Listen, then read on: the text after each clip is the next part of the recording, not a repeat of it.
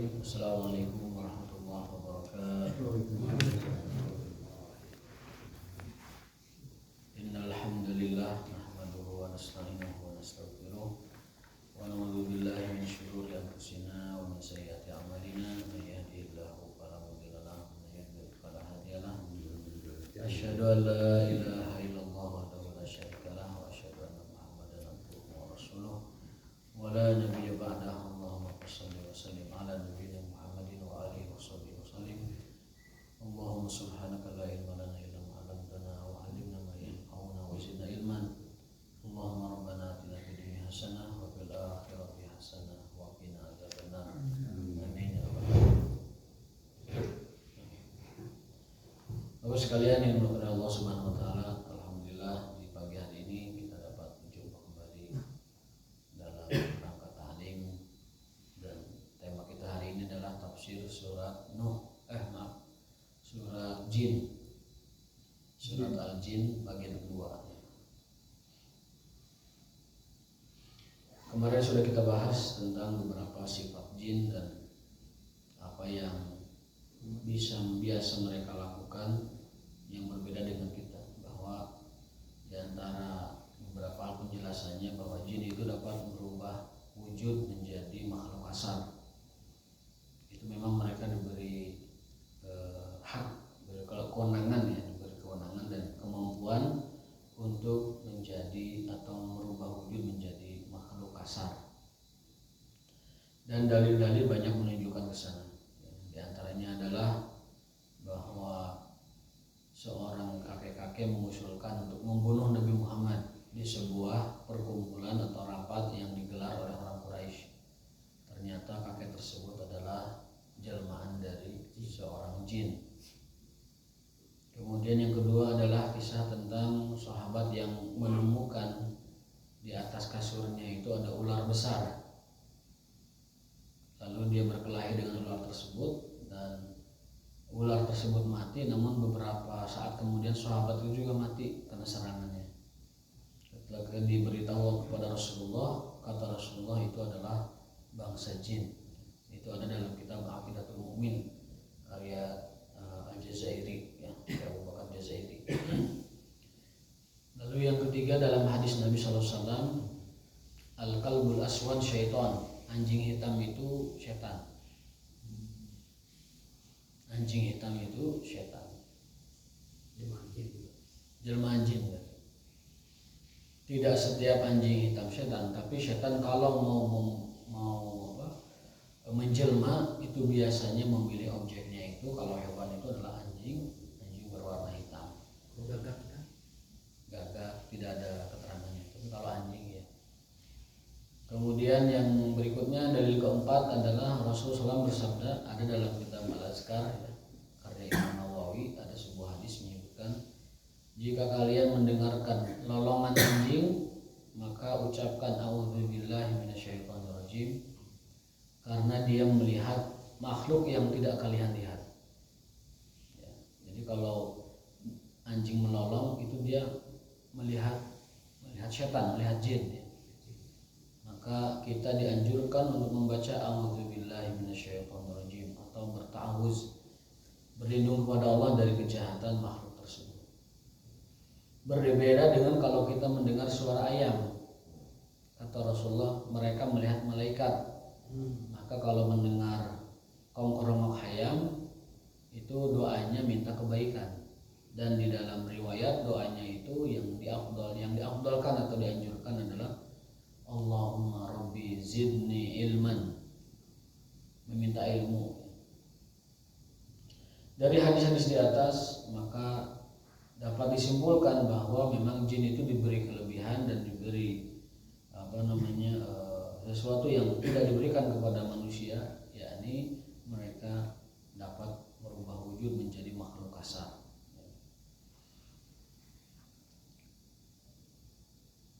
Dan kita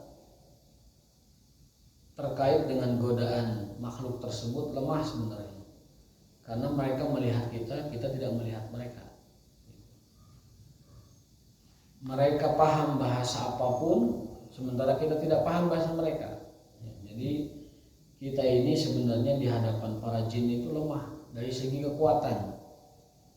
Ya, mereka cepat, mereka cerdas, mereka dapat berubah wujud, mereka dan lain sebagainya kuatnya. Kita nggak ada kekuatan seperti itu, tetapi kita dapat menjadi kuat manakala menggantungkan diri dan berlindung kepada Allah yang Maha Kuat.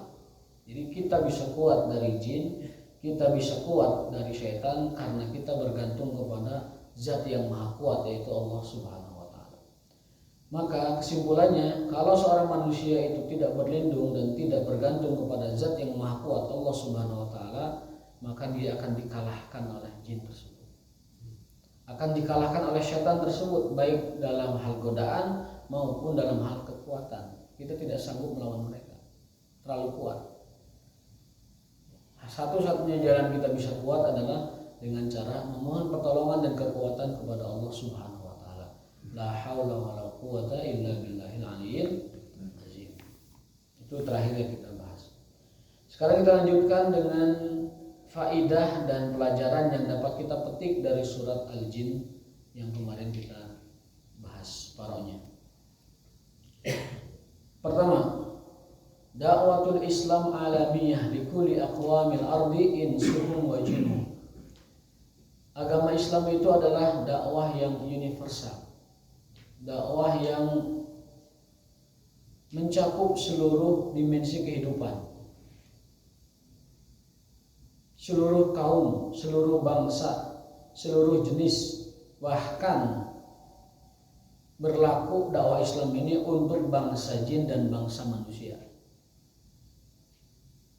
Jadi dakwah Islam ini berbeda dengan syariat-syariat sebelumnya, berbeda dengan agama sebelumnya yang risalahnya itu khusus kepada satu kaum, pada satu jenis, kepada satu makhluk. Nah, Islam itu yang dibawa oleh Rasulullah Muhammad SAW itu berlaku dan ditujukan kepada seluruh makhluk Allah, jin dan manusia. Berarti jin juga ada dakwah di sana.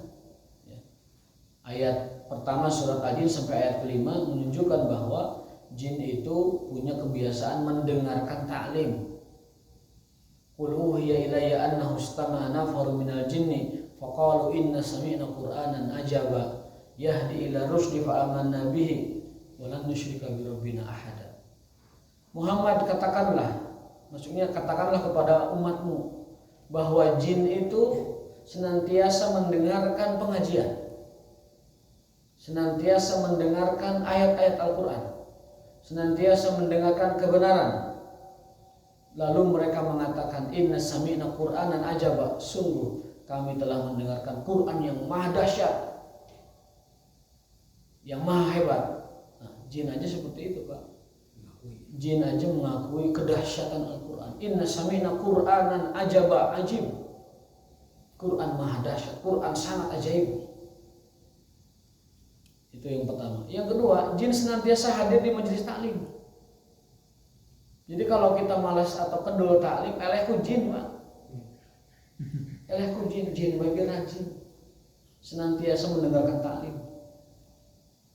Di sekitar kita ini, pinggir-pinggir kita ini jin, lebih banyak jinnya daripada manusia. Bukan saya dapat melihat, tapi Quran menyatakan demikian. Saya nggak melihat itu mana jin, nggak lihat.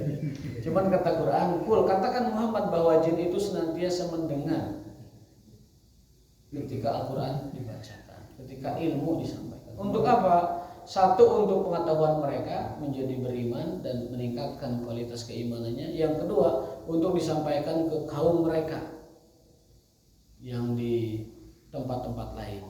Kita tahu jin itu kan kerajaannya di laut ya. Pangandaran kan itu lah. Kawasan Tolokan itu lah. Apa dalilnya? Dalilnya itu adalah ada sebuah hadis Rasulullah SAW, hadis Sahih Bukhari, menjelaskan bahwa tiap hari bangsa jin itu pulang menyetorkan hasil laporan pekerjaannya ke pemimpin mereka. Dan pemimpin mereka itu tinggalnya di laut-laut. Jadi kerajaan jin itu di laut. karena mereka itu makhluk yang sangat cepat, itu kesana mungkin cuma 2 detik besar, cepat sekali. Lalu raja jin tersebut senantiasa mengabsen. Absennya itu begini, kam min zaujin faraqta, berapa pasang suami istri yang telah kau ceraikan. Kenapa bisa suami istri yang menjadi tugas pokok mereka? Karena memang pertama kali ada sihir, bahkan itu awalnya sihir tafrik, sihir yang memisahkan antara suami dan istri dari suaminya, supaya hamba Allah itu menjadi tidak tenang, menjadi kacau hidupnya, sehingga dia tidak fokus beribadah kepada Allah, disibukkan dengan masalah rumah tangganya, dia tidak fokus kepada Allah, bahkan mungkin putus asa dari rahmat Allah Subhanahu wa taala. Banyak orang rusak karena awalnya rusak rumah tangga. Jadi jin itu sengaja, setan itu sengaja membuat rumah tangga itu hancur, silaturahim antar suami istri itu hancur, sehingga mereka lebih dapat menggoda dan menghancurkan manusia. Orang banyak putus asa karena permasalahan kehidupan yang berkenaan dengan rumah tangganya. Kenapa orang bisa stres ketika dipecat pekerjaan? Karena dia berpikir bahwa di belakang dia ada keluarga yang dia nafkahi. Selalu keluarga pertimbangannya. Kalau bujang jajaka tong-tong begitu, dipecat pekerjaan tidak terlalu stres. Nah, besok mau aja gak bisa. Tapi kalau yang punya keluarga itu selalu keluarga yang dipikirkan. Nah, jin itu ingin merusak manusia dari poros yang paling dasar, keluarga. Maka mereka senantiasa diabsen, bala tentara jin ini, bala tentara syaitan diabsen oleh rajanya. Kamin zaujin farota, berapa pasang suami istri yang telah kau pisahkan. Yang ini laporan sudah selesai, sudah pisah, yang ini sudah pisah. Lalu ada anggotanya yang mengatakan, wahai paduka, saya belum berhasil memisahkan kedua orang itu, tapi sudah pasti awet gitu. Kata rajanya, oh kamu belum berhasil, nak. Kamu belum hasil kalau belum sampai menceraikan keduanya. Kalau baru cuman manas-manasin pasti belum berhasil. Pulang lagi kamu besok laporan lagi. Nah, baru setelah laporan selesai, mereka akhirnya bercerai. Laporan lagi, tuan, kedua orang itu sudah bercerai. Nah, bagus itu bagus. Berarti di rumah kita itu jin itu senantiasa mengganggu dan merusak rumah tangga. Istri sudah cantik menawan, tapi dibuat di mata kita tidak menarik. Akhirnya keluarlah rasa tidak suka. Walaupun sudah BBH-kan mereka. Pun sebaliknya, suami sudah ganteng, bak raja dan sultan, sudah ngasih uang cukup, mungkin banyak dan sebagainya, tapi tetap di mata istri dibuat oleh jin suami itu kurang menarik. Nah, anu dandan wae ku jin dibuat kurang menarik, kamu itu dandan. Yang sudah bersih aja oleh jin dibuat tidak suka, apalagi yang tara mandi bisa atau tidak dandan. Nu dandan oke tetap oleh jin matanya dirusak supaya terlihat itu tidak menarik.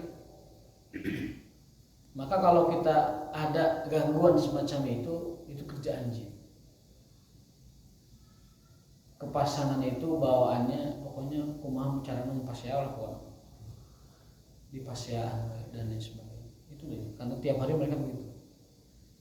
Dikuatkan oleh ayat Al-Quran surat Al-Baqarah mengisahkan tentang Raja Sulaiman alaihissalam, karena orang-orang Yahudi menuduh Raja Sulaiman main sihir.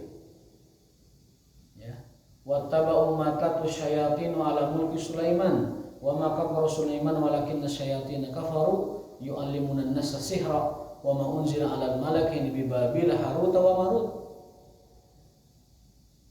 Dijelaskan bahwa orang Yahudi itu menuduh Nabi Sulaiman main sihir, padahal Sulaiman tidak pernah mengajarkan sihir dan tidak main sihir. Apa yang dilakukan oleh Sulaiman, apa yang dimiliki oleh Sulaiman alaihissalam semata-mata adalah mukjizat dari Allah Subhanahu wa taala. Kemudian di baris berikutnya Sulaiman mengatakan bahwa ayat tersebut mengatakan bahwa yufarriquna bainal mar'i wa zawjihi. Mana mungkin ya seorang nabi, seorang utusan Allah mengamalkan sebuah sihir, padahal sihir itu adalah yufarriquna bainal mar'i wa zawjihi, adalah selalu memisahkan antar pasangan. Yufarriqun, memisahkan, bainal mar'i, seseorang, wa zawji, dari istrinya. Jadi sekali lagi, sihir ada, dan sihir pertama di muka bumi adalah sihir tentang bagaimana suami istri itu bisa dipisahkan, dan itu adalah ajaran jin sepenuhnya. Maka kalau kita menyadari ini, di rumah bisa lebih waspada, bisa lebih hati-hati. Kalau ada sedikit riak dalam diri kita, ini jin sedang memporin, jin sedang manasin. Tujuannya adalah menghancurkan rumah tangga, yang akhirnya kedua orang itu jauh dari Allah Subhanahu wa Ta'ala. Itu bangsa jin, kerjaannya merusak kehidupan seseorang. Dari dalil-dalil tersebut, maka kita semakin yakin ya bahwa jin itu punya peran dan punya pengaruh dalam kehidupan kita. Jumhur ulama berpendapat bahwa yang namanya pengaruh jin itu nyata, ada gitu. Mereka mengatakan bahwa as-sihru lahu haqiqatun wa ta'sir. Jin itu punya pengaruh dalam hidup kita dan punya eksistensi, artinya nyata. Kalau pendapat lain kan pendapat Mu'tazilah, mereka mengatakan bahwa as-sihru laisa lahu haqiqatun wa la ta'sir. Kata orang Mu'tazilah, orang-orang rasionalis ya. Kalau rasional semua orang harus rasional. Tapi ada kelompok dalam Islam namanya kaum Mu'tazilah. Mereka prinsipnya aqlaniyun, kaum rasionalis yang tidak masuk di akal, tidak diterima atau ditolak mentah-mentah. Jadi mereka menolak hal-hal yang gaib. Termasuk ini tentang jin ini. Mereka meyakini ya, bahwa jin itu tidak punya eksistensi dan tidak punya pengaruh. Sihir itu tidak punya eksistensi dan tidak ada pengaruhnya. Itu paham Mu'tazilah. Kalau kita jumhur ulama Ahlussunnah wal Jamaah berpendapat bahwa jin itu punya hakikat dan punya pengaruh dalam hidup kita. Tetapi manfaat dan madarat hanya Allah yang memberikannya. Kejadian atau tidak terjadinya semuanya atas kehendak Allah Subhanahu wa Ta'ala. Jadi jin itu punya kemampuan, jin itu punya kekuatan, jin itu punya sihir, jin itu punya segala macam. Tetapi terjadi atau tidak terjadinya semata-mata karena izin dan karena kehendak Allah Subhanahu wa Ta'ala. Wa ma hum bidarrina min ahadin illa biiznillah. Namun mereka tidak punya kuasa apa-apa untuk mengenaikan atau meletakkan sebuah kejadian kepada manusia. Jadi tenang saja, karena sehebat dan sekuat apapun mereka, tidak akan pernah terjadi satu kejadian kecuali itu ada atas kehendak Allah Subhanahu wa Ta'ala. Sehebat dan sesakti apapun mereka. Kembali ke tema kita bahwa dakwah Islam adalah dakwah universal, berlaku untuk alam jin dan berlaku untuk alam manusia. Berarti kesimpulannya, jin juga melaksanakan ibadah seperti kita.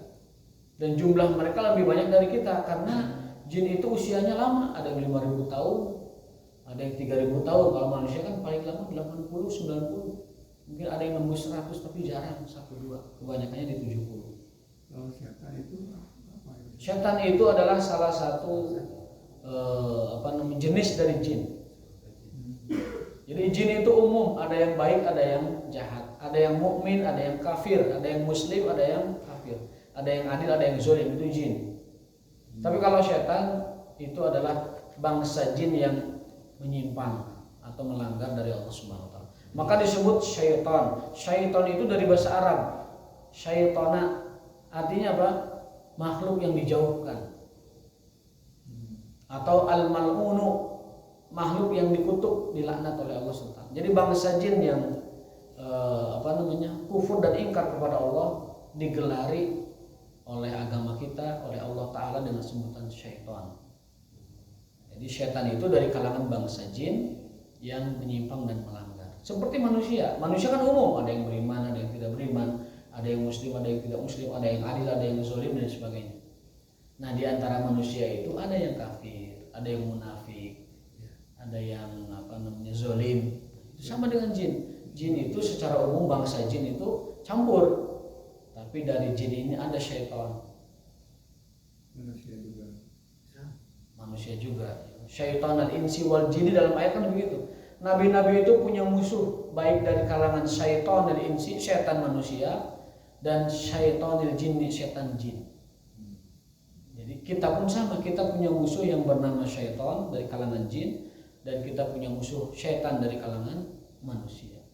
Ibnu Qayyim dalam Syarah Ma'na Shalat menyebutkan musuh kita itu, dalam Zadul Ma'ad juga disebutkan musuh kita itu ada 3. Musuh kita itu ada 3. Yang pertama adalah hawa nafsu kita sendiri. Yang kedua adalah tadi setan dan jin, setannya. Yang ketiga adalah orang-orang kafir dan zalim yang memusuhi kita. Kita tidak akan bisa mengalahkan setan sebelum kita mengalahkan hawa nafsu kita sendiri. Dan kita tidak akan bisa mengalahkan orang jahat dan orang kafir sebelum kita mengalahkan hawa nafsu kita sendiri. Jadi itu berurutan. Musuh kita itu ada 3 tadi. Hawa nafsu kita sendiri, tamak, rakus, dendam, kemudian iri, tamak kepada dunia, tamak kepada kehidupan yang sepana, yang sementara ini. Itu hawa nafsu. Musuh yang kedua setan tadi, godaan. Sudah soleh tapi digoda tergelincir, sudah benar tapi digoda tergelincir. Kemudian musuh yang ketiga adalah tadi orang-orang jahat yang selalu menzalimi dan melencengkan kita dari kebenaran. Supaya kita bisa kuat menghadapi 3 musuh tersebut, hawa nafsu itu solusinya atau obatnya adalah sabar dan yakin.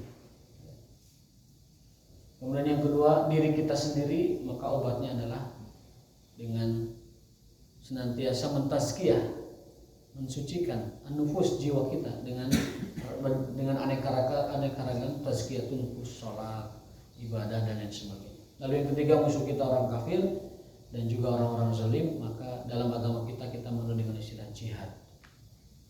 Ya, kalau kita dizalimi oleh mereka, kita mengenal ada istilah konsep jihad. Itu yang pertama, dakwah Islam berlaku untuk semua bangsa, semua makhluk, baik jin atau manusia. Dan jin juga punya kemampuan mendengarkan azab kubur. Dalam suatu hadis Rasul bersabda, sesungguhnya siksaan kubur itu dapat didengar oleh seluruh makhluk Allah kecuali jin manusia itu. Kenapa jin tidak diperdengarkan azab kubur? Karena jin sama dengan manusia merupakan makhluk ibadah, makhluk yang harus melakukan ibadah, sehingga amal perbuatannya dihitung dosa atau pahalanya. Karena amal perbuatannya dihitung dosa pahala, maka mereka tidak diberi kemampuan mendengar siksa kubur. Tapi makhluk Allah yang lain mendengarkan siksa kubur. Hewan-hewan, sesatuan itu mendengar siksa kubur. Malaikat-malaikat mendengar siksa kubur. Yang tidak mendengar itu adalah sakolain. Sakolain itu makhluk yang punya beban. Siapa? Manusia dan jin. Karena mereka nanti akan dihisab sebagai ujian untuk mereka, maka dibuat gaib, itu namanya siksa kubur. Yakin tidak dengan siksa kubur? Dibuat gaib. Tapi yang lain-lain, makhluk yang lain dapat mendengarkan siksa atau azab kubur tersebut. Yang kedua, al-isti'anah bil jin mafasiduha kabirah wa tu'inul jinni ala insi. Ayat 6. Wa minan nasi ma ya'uduna birijali minal jinni fazaduhum rahaqa. Yang kedua, ini fenomena sekarang banyak, Pak. Fenomena sekarang lagi banyak muncul. Bahwa ada orang yang meminta bantuan dan perlindungan kepada jin. Apa contoh buktinya? Lihat khodam-khodam itu.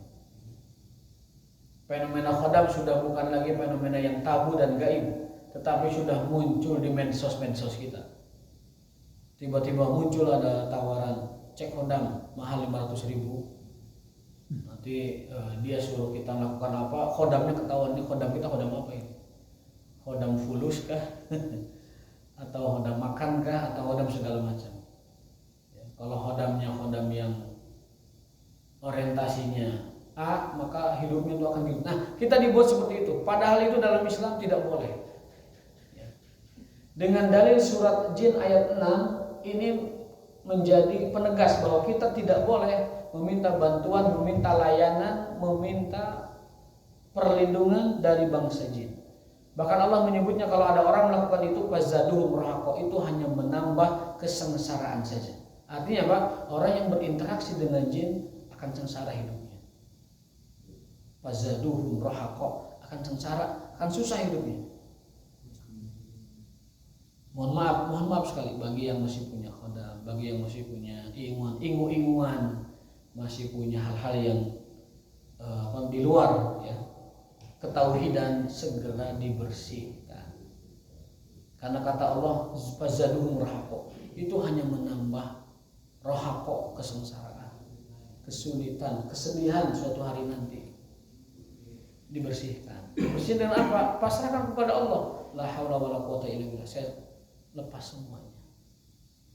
Kalau tidak melakukan itu, khawatir itu merusak tauhid kita. Kapan itu dilarang? Dilarangnya sejak era Sulaiman alaihissalam. Nabi Sulaiman itu kan punya kemampuan mengendalikan seluruh makhluk Allah. Bala tentara Sulaiman itu di dalam ayat disebutkan bukan hanya manusia, burung-burung, hewan-hewan itu bala tentaranya. Air, api, angin, bala tentaranya. Sulaiman bisa memerintahkan angin. Sulaiman bisa memerintahkan air, bisa memerintahkan laut, bisa memerintahkan api dan lain sebagainya. Bahkan di antara bala tentaranya wa minasyayatina kullabanna'in wa ghawas. Sulaiman punya pasukan dari bangsa jin. Banna'in wa ghawas, jin itu punya dua fungsi. Banna sebagai pembangun infrastruktur. Wa ghawas itu para penyelam laut. Para pembangun infrastruktur itu Sulaiman ingin apa, bangun apa, tinggal nyuruh jin. Hei para jin, panggilkan benteng, berlaun benteng. Wahai jin, carikan aku permata mutiara berlian, langsung ke laut. Jin ke laut.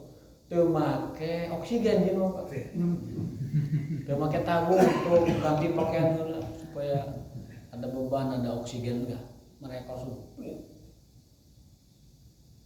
Kemudian yang melanggar tugas tersebut, Sulaiman punya penjara untuk bangsa jin. Muqarronina fil asfad, jin itu akan diikat, dirantai, dibelenggu fil asfad, di penjara-penjara. Jadi jin yang tidak mau diperintah dikerangkeng, dihukum. Jin yang tidak mau menunaikan tugasnya dihukum. Itu ayat menunjukkan itu. Sulaiman juga punya kemampuan yang tidak dimiliki oleh orang lain. Bahkan pasukan beliau itu pasukan yang tidak tertandingi di muka bumi mana. Ketika Balkis menolak diajak masuk Islam, kan ngirim hadiah, oleh Sulaiman ditolak. Farji kembalikan hadiah ini bimayar juga mursalun, oleh para utusan, bawa balik lagi. Bilqis selalu menilai ini memang bukan penguasa. Sulaiman itu bukan raja, tapi dia nabi. Kalau raja dikirim upeti segitu banyak, pasti atau dan menerima. Oh, berarti talu kata si Balqis. Baik. Kalau orang gitu kan, oh nyat tuh gitu, mau diserang aman. Tapi karena beliau nabi, beliau memerintahkan Farji, kembalikan ini kepada Balqis. Saya tidak butuh ini. Ma'atahullahu khairum mimma atakum. Itu prinsip Sulaiman. Apa yang Allah beri kepadaku lebih baik dan jauh lebih mulia dari apa yang kalian bawa. Itu nabi itu begitu. Jadi kalau ada orang nyodorin korupsi, katakanlah seperti kata Sulaiman ini. Ma'atahullahu khairum mimma atakum. Apa yang Allah kasih kepadaku jauh lebih baik daripada apa yang kalian berikan kepadaku. Suap ini, sogok ini, suap ini, apalagi gratifikasi ini, tidak ada apa-apanya. Apa yang Allah berikan kepadaku jauh lebih baik. Kesehatan, kedamaian di keluarga, harta yang barokah, anak-anak yang soleh, kehidupan saya nyawa ini, kemudian lain sebagainya, jauh lebih baik yang Allah berikan kepadaku daripada apa yang kalian tawarkan itu. Nah, prinsip seperti ini bawalah itu menjadi filsafat kehidupan. Kita berguru kepada Nabi Sulaiman alaihissalam. Ketika disogok, beliau mengatakan, apa yang Allah kasih lebih baik daripada apa yang kalian berikan. Coba kalau pejabat kayak gini ngamalin prinsip Nabi Sulaiman, nggak ada yang korupsi. Padahal kekuasaan mereka tidak besar sebesar kekuatan Sulaiman alaihissalam. Tidak ada penguasa bumi ini siapapun yang lebih besar kekuasaannya dari Nabi Sulaiman alaihissalam. Raja di raja. Tapi beliau punya prinsip. Apa yang Allah kasih, apa yang Allah berikan kepadaku jauh lebih baik daripada apa yang kalian bawakan itu. Kalau raja sudah begitu prinsipnya, nggak akan ada yang berani ngambil sedikit dari, walaupun sedikit ya, dari harta suap sebagai gratifikasi. Karena tadi yang Allah berikan jauh lebih baik daripada yang kalian bawakan itu. Kemudian setelah itu Balqis akhirnya pikir-pikir, waduh, gimana nih, Sulaiman tidak bisa disogok ini, tidak bisa dikasih upeti, uang keamanan japrem segede gitu nggak diterima sama dia. Alaihi salatu wassalam. Akhirnya Nabi Sulaiman mengirimkan sebuah ultimatum. Ultimatumnya begini, berimanlah kalian kepada Allah, tinggalkan menyembah matahari itu, atau jika tidak, lana'tiyana bijundin laki balahumya. Kami akan datangi kalian dengan bala tentara yang tidak ada bandingnya sama sekali. Kami akan taklukkan negara kalian, kerajaan kalian dengan tentara yang tidak pernah ada bandingnya di muka bumi. Bijunudin laki balalahumya. Bayangkan coba. Diancam ke Sulaiman dengan begitu, ngegetar atau Bilqis. Akhirnya karena perempuan itu udah mudah mengikuti kebenaran. Akhirnya beliau mengatakan, aslamtu ma Sulaiman lillahi rabbil alamin. Aku berislam, masuk Islam, mengikuti Sulaiman lillahi rabbil alamin, kepada Allah, tunduk Tuhan semesta alam. Maka cerita tentang Sulaiman menikah dengan Balqis itu dapat dipastikan kebenarannya, bahwa Balqis akhirnya menjadi istri Sulaiman alaihissalam. Tapi kalau cerita tentang Nabi Yusuf dengan Zulaikha itu tidak ada dalilnya, maka tidak dapat dipastikan menikah atau belum. Apalagi kita tidak dapat undangannya. Betul Pak? Nggak dapat undangannya. Kalau dapat undangannya bisa pastikan, ini tidak dapat. Jadi tidak. Kata para ulama, kalau ditanya gitu, mereka suka jawab begitu. Wahai Syekh, apa betul kisah bahwa Yusuf menikah dengan Zulaikha? Kata sang ulama, wallahu alam, karena saya tidak diundang pernikahannya. Artinya Pak, tidak ada riwayat yang kuat yang menunjukkan bahwa Yusuf dengan Zulaikha itu menikah. Bahkan yang jelas dalam sejarah mah, Yusuf alaihissalam menikahnya dengan Athena, memiliki 2 anak, Abraham dengan Ilyas. Tidak ada dalil satupun yang menunjukkan Yusuf Zulaikha menikah. Jadi doa pernikahan, ya Allah, satukanlah kedua mempelai seperti kau satukan Yusuf dan Zulaikha, itu tidak ada kesahihan. Jadi jangan diucapkan lagi. Kalau Sulaiman dengan Balqis, ya mereka menikah. Itu dalilnya sahih. Tapi kalau yang Yusuf tidak ada ceritanya. Nah, Sulaiman alaihissalam ini juga ilmu buat kita. Ketika Balqis menghadap kepadanya, itu Sulaiman sebelumnya persiapan. Waduh, ini Neng Balqis badai kadir. Badai menyerahkan diri dan juga mau menyatakan keislamannya. Jika tuh pangnyiapkanlah istana mau hadir megah gitu, supaya Balqis itu merasa pede dengan tunduk kepada Sulaiman. Terkagum-kagum, semakin mengagumi kemujizatan seorang nabi alaihissalatu wassalam. Akhirnya Sulaiman memberikan sebuah sayembara. Man ya'ti bi arsyiha,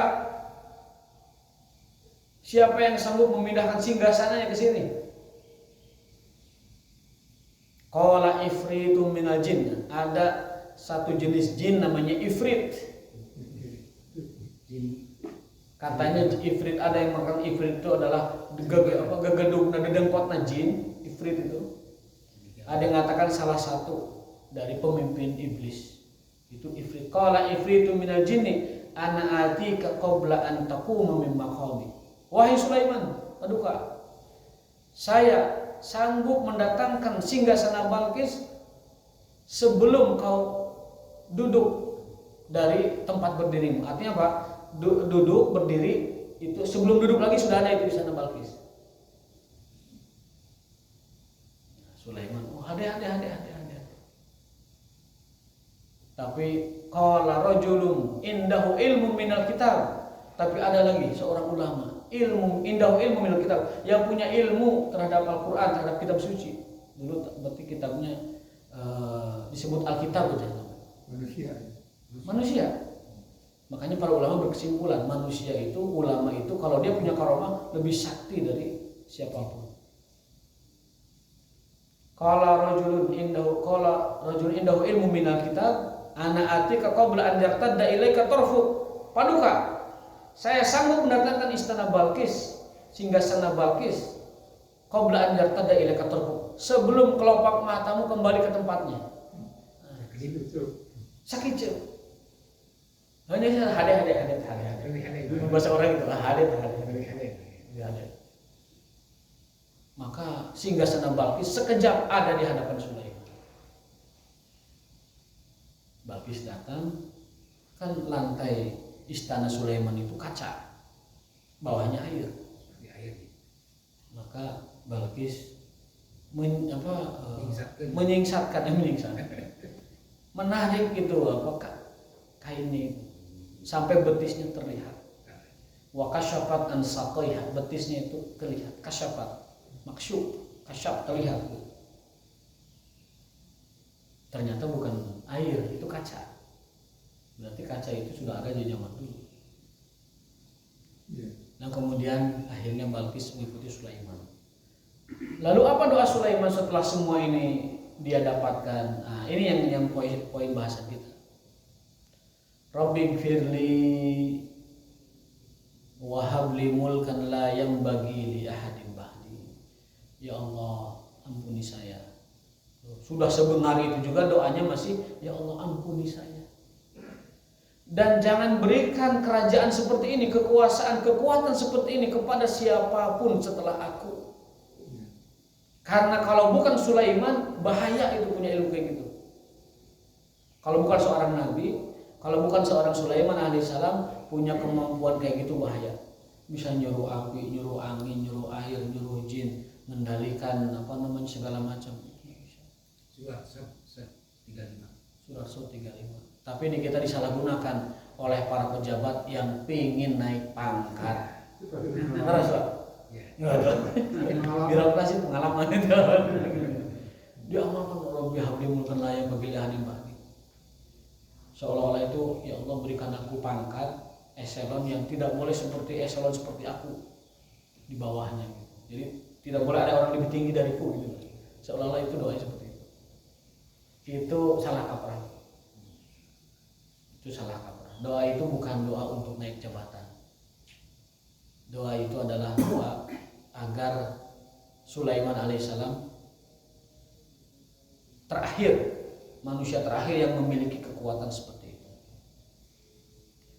Ada yang berkata, Ustaz, saya mah tidak minta perlindungan, bantuan kepada jin, tidak. Ini mas saya bisa nyuruh mereka, artinya mereka kedudukan di bawah saya. Tetap dalam Islam berinteraksi dengan jin tidak boleh. Sekedar berinteraksi tidak boleh. Kenapa? Karena mereka bukan bangsa kita, bukan alam kita, nggak boleh. Apalagi minta pertolongan, apalagi minta bantuan. Jadi sejak era Sulaiman hal seperti itu sudah dikunci, tidak boleh lagi ada orang yang berinteraksi dengan bangsa jin. Ada lagi yang suka disalahgunakan, yaitu ayat innahu min Sulaiman wa innahu bismillahirrahmanirrahim. Digunakan jeung nalukeun ucing nu beringas, jeung naklukeun hewan anu beringas. Usapan innahu min Sulaiman wa innahu bismillahirrahmanirrahim. Ucing tengah dupruk, anjing nanti jadi lulus, kemudian hewan nanti jadi lulus. Itu juga salah kaprah. Ayat itu bukan untuk menaklukkan sesatuan. Ayat itu adalah ayat tentang Sulaiman juga. Innahu min Sulaiman wa innahu bismillahirrahmanirrahim. Karena Sulaiman setiap memberi pesan itu selalu bismillahirrahmanirrahim. Tapi entah ceritanya bagaimana bisa dipakai untuk naklukkeun kucing nu bangor, kucing nu ngotah gitu. Nah ini sering kita ini mensalah kaprahkan atau mensalahgunakan ayat-ayat Al-Quran. Kalau percaya itu masuk tatoyur enggak? Oh enggak, cuma tidak dianjurkan aja. Tepat ya. Tidak tepat, kurang tepat. Seperti mohon maaf, zikir Asmaul Husna untuk menguatkan objek vital laki-laki kan ada. Objek ya, objek vital itu kan. Baca cenah ya qawi 7 kali. Asmaul Husna dipakai untuk menguatkan objek para pria. Salah kaprah. Dan itu diajarkan, diijazahkan oleh orang-orang itu. Ya qawi 7 kali. Khawatirnya ketika baca ya qawi benar-benar tidak kuat sebenarnya. Ya. Artinya apa? Artinya kalau dalam penjelasan siapa yang ahli meruqyah, pakar ruqyah yang di Trans 7 itu? Ya. Ada acaranya gitu. Kata beliau, karena beliau praktisi di bidangnya, itu adalah talbis atau tipuan dari setan supaya orang menggunakan Asmaul Husna tapi tidak pada tempatnya. Jatuhnya apa? Pelecehan,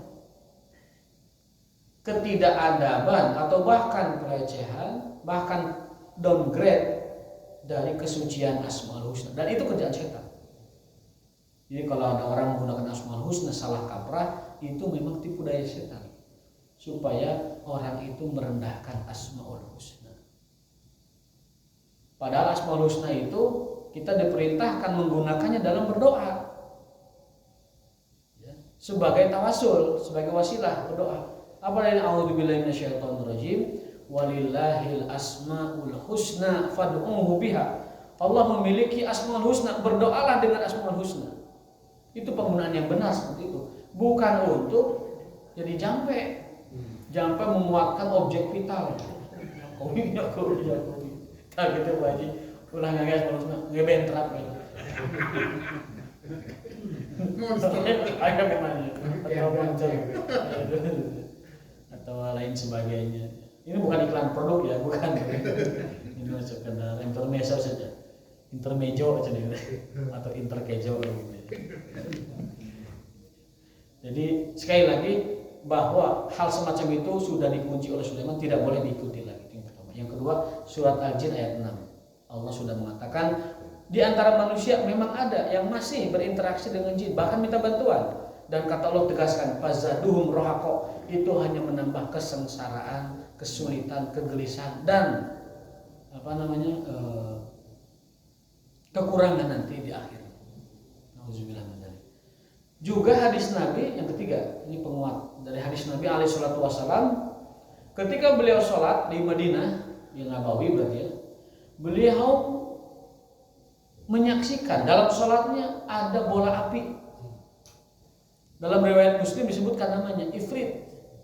Dalam Sahih Bukhari tidak disebutkan namanya, hanya melihat sihamun minan nar, ada semacam bola api melewat. Oleh Nabi ditangkap. Kemudian Nabi mengatakan, andaikan bukan karena doa Sulaiman, aku akan ikat kamu di Madinah, anak-anak bisa bermain denganmu. Di heureyan ku barudak. Tapi Nabi ingat doa Sulaiman bahwa tidak boleh ada orang lagi berinteraksi dengan jin. Nabi Muhammad menghormati. Lau la doa akhi Sulaiman, kalau bukan karena doa saudaraku Sulaiman alaihissalam, niscaya aku akan ikat kamu di salah satu pohon di Madinah biar anak-anak bermain dengan kamu. Jadi kalau bukan karena Rasulullah SAW ingat doa Sulaiman, maka bangsa jin bisa diikat di pohon. Lalu di heureyan ku barudak, oh mana teh jinnya, mana teh jin. Tapi Nabi Muhammad ingat doa Sulaiman, dilepaskan. Apa yang diucapkan oleh Nabi ketika menangkap jin itu? Ucapan sederhana, a'udzubillahi minka, aku berlindung pada Allah dari kejahatanmu. Jadi itu ajaran Rasulullah kalau kita mendapati sesuatu yang kita takutkan atau kita tidak sukai. Ketika mendengar lolong anjing, bacalah a'udzubillahi minasyaitonirrajim. Ketika melihat mimpi buruk, karena mimpi buruk dari setan. Dalam sebuah hadis sahih, Rasul bersabda bahwasanya jika kalian mendapati mimpi buruk, Satu, jangan ceritakan kepada orang lain. Dan ketika setelah mimpinya meludah ke kiri 3 kali, ludahnya ludah angin, bukan ludah wah bukan, tapi ludah angin saja ditiupkan. Dan ucapan a'udzubillahi minasyaitonirrajim. Kata Rasulullah, kalau orang mimpi buruk membaca a'udzubillahi minasyaitonirrajim sambil meludah, dia tidak akan tertimpa kesialan mimpinya itu. Berarti kebalikannya, kalau dia tidak berlindung kepada Allah, a'udzubillahi minasyaitonirrajim, bisa jadi apa yang dia lihat dari mimpinya itu menjadi sugesti atau bahkan kesialan benar-benar. Ya, ini bahasanya agak panjang, tapi sekedar menyingkat waktu. Mimpi itu ada 3, ada mimpi ru'yah sholihah dari Allah, mimpi baik, dan itu ada maknanya, hanya orang yang tahu yang bisa mengartikannya. Yang kedua adalah mimpi buruk syaitaniyah dari setan. Yang ketiga mimpi adghasu ahlam, bunga tidur saja. Sisa memori masuk ke mimpi itu bunga tidur. Jadi kalau mimpi baik, alhamdulillah, boleh diceritakan. Saya semalam mimpi menikah dengan dengan orang Lebanon misalnya gitu kan, dan solehah, rapih jilbabnya, itu boleh ceritakan. Saya bermimpi mendapatkan karunia Allah berupa anu, boleh. Tapi kalau mimpi buruk jangan diceritakan. Di udag-udag anjing jangan diceritakan. Di udag-udag orai atau diterai ku macan jangan ceritakan. Dan berdoa, berlindung a'udzubillahi minasyaitonirrajim, kata Rasulullah tidak akan tertimpa kesialan kalau dia berdoa seperti itu. Yang ketiga, dan bunga tidur yang tidak ada apa-apa. Nah, jadi Bapak sekalian, ya, orang yang masih berinteraksi dengan jin, ini bagian dari tauhid. Orang yang masih berinteraksi dengan jin itu tandanya dia tidak punya tawakal kepada Allah. Dan orang yang tidak punya tawakal kepada Allah itu artinya dia telah menyimpang dari ketauhidan kepada Allah Subhanahu wa taala. Karena tawakal bagian dari tauhid. Orang yang tidak bertawakal kepada Allah, bahkan meminta bantuan kepada makhluk selain yang diizinkan, yaitu makhluk biasa, kita minta bantuan boleh. Pak Haji minta tolong dong, boleh. Pak Haji minta tolong boleh. Tapi kalau dalam hal yang sifatnya gaib, kita tidak boleh minta tolong kepada bangsa jin. Hadanallahu wa iyyakum ajmain, mudah-mudahan bermanfaat dan hikmahnya dapat dipetik. Baru 2 hikmah, masih ada 3 hikmah lagi, 3 pelajaran lagi dari surat Al-Jin. Maka jin ini 3 bagian ya pembahasannya. Part 1, part 2, dan part 3. Mudah-mudahan dapat kita lanjutkan di pertemuan berikutnya. Wallahu wali taufiq, subhanakallahumma wa bihamdika asyhadu an la ilaha illa anta astaghfiruka wa atubu ilaik. Wassalamualaikum warahmatullahi wabarakatuh.